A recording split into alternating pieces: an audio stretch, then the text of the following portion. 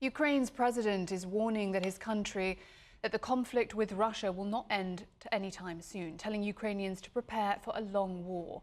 And Ukrainian officials are urging Western allies to send more military help, including long-range missiles. Meantime, a US official tells CNN that President Biden is expected to make a decision about sending those missiles soon. That official saying, quote, "There's a much greater possibility of it happening now than before."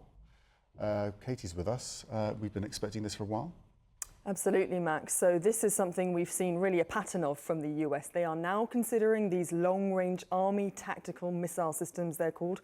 This is a big development. This is what Ukraine have been asking for really for quite some time. And it follows a pattern of the US delaying, considering giving certain weapons that Ukraine is asking for. For example, the multiple launch rocket systems, the Abraham tanks, cluster munitions. All of these Ukraine asks, there's a delay, and then eventually the US gives them. Now, Ukraine and other critics have said that, unfortunately, this kind of delay gives Russia time to fortify its defences, get better at defending those defensive lines. The US argues, of course, that they need this time to work out if this is a battlefield necessity or not, and then they decide to give them. Now, the concern, particularly with these kinds of long-range missiles, is that it could reach far into Russian territory.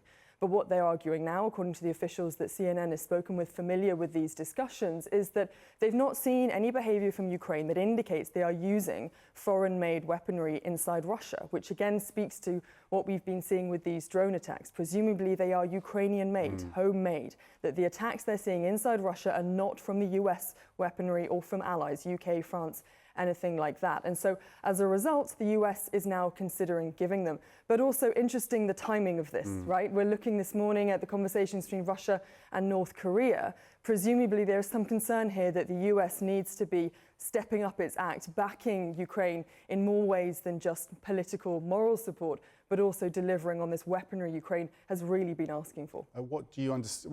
What do you expect to come out of these talks with North Korea? What sort of things are they looking for and likely to get?